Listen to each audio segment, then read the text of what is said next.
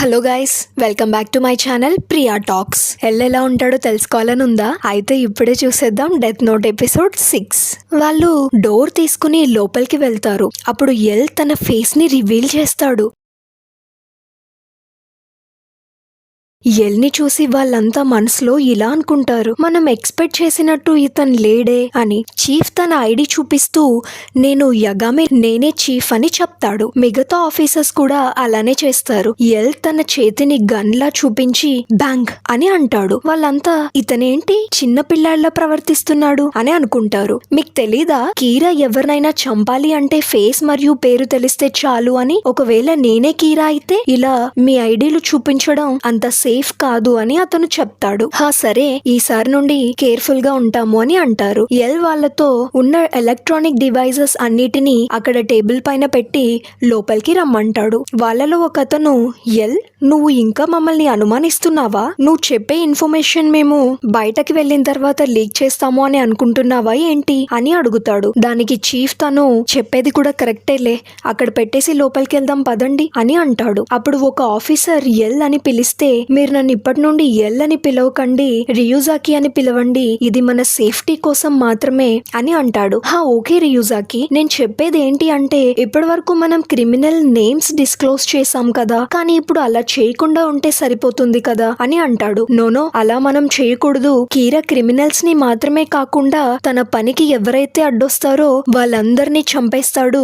మనం ఎప్పుడైతే ఎల్ అనే ఒక ఫేక్ పర్సన్ ని టీవీలో చూపించామో లైవ్ లో అతన్ని అక్కడికక్కడే చంపేశాడు. మనం ఇప్పుడు క్రిమినల్ డీటెయిల్స్ ని డిస్క్లోజ్ చేయకుండా ఉంటే అది నార్మల్ పీపుల్ కే చాలా ఇబ్బంది అవుతుంది అని అంటాడు. ఎల్ వాళ్ళని ఇలా చేయమని చెప్తాడు. అదేంటి అంటే ఇప్పుడు కీరా కేస్ ని ఇన్వెస్టిగేట్ చేయడం కోసం 1500 FBI ఏజెంట్స్ వచ్చారు జపాన్ కి అని చెప్పండి. అలా న్యూస్ స్ప్రెడ్ చేద్దాం. ఎందుకంటే 1500 FBI ఏజెంట్స్ అంటే అది మామూలు విషయం కాదు.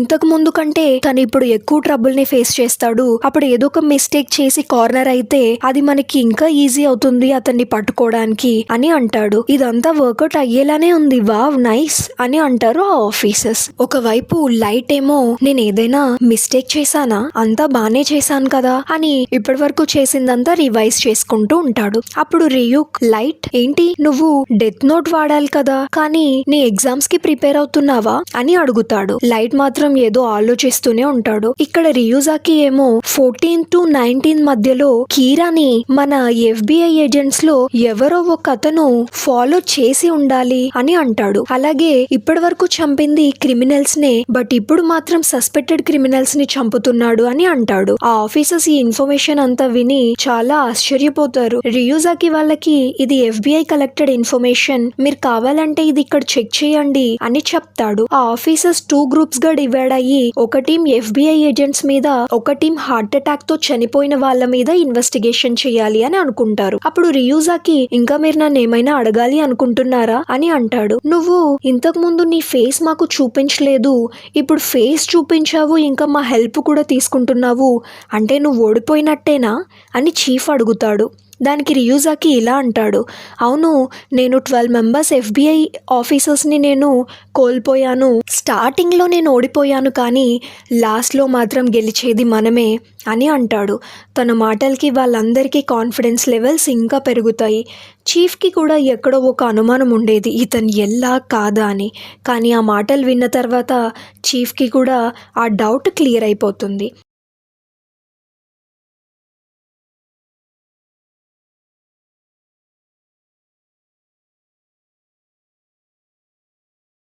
రేపన్బర్ వాళ్ళ వైఫ్ చాలా బాధతో ఉంటుంది.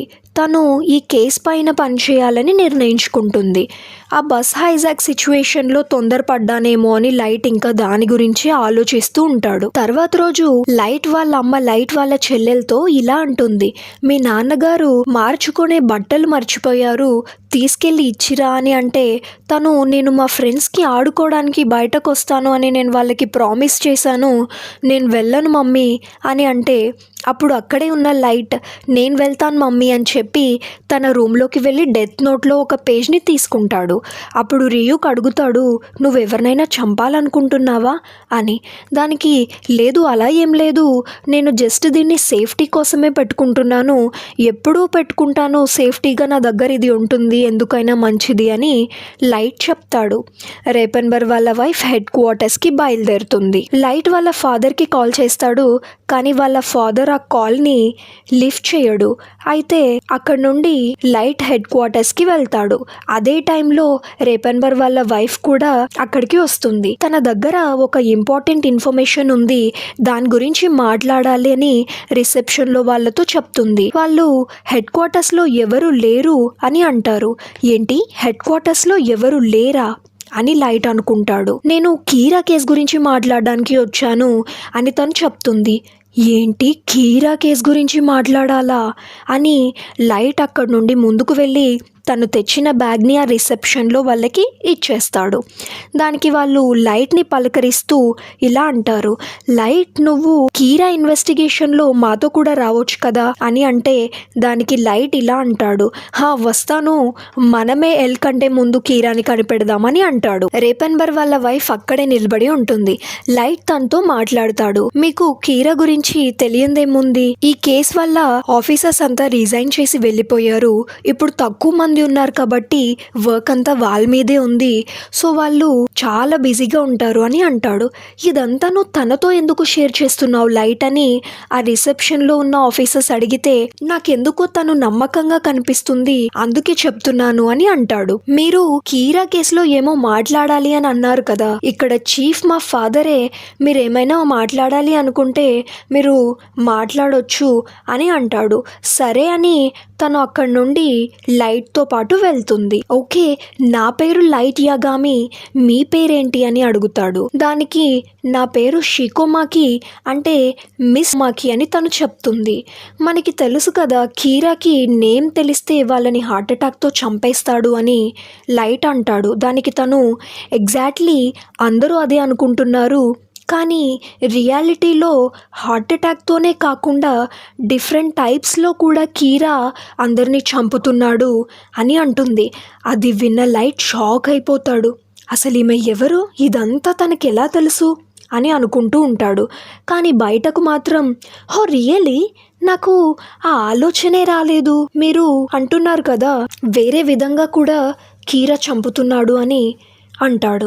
తను ఇలా అంటుంది, నాకు తెలిసిన ఒక వ్యక్తి కీరాని కలిశాడు అని. ఏంటి, కీరాని కలిశాడా అని ఆశ్చర్యపోతాడు.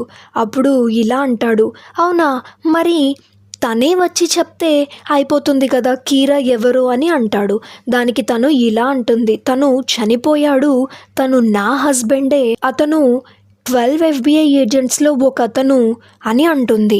లైట్ తన మైండ్లో ఇలా అనుకుంటాడు, 12 FBI ఏజెంట్స్లో ఒక అతను అండ్ కీరాని కలిశాడా అంటే తను రేపెన్బర్. అప్పుడు ఆ క్షణంలో లైట్కి దిమ్మ తిరిగిపోతుంది.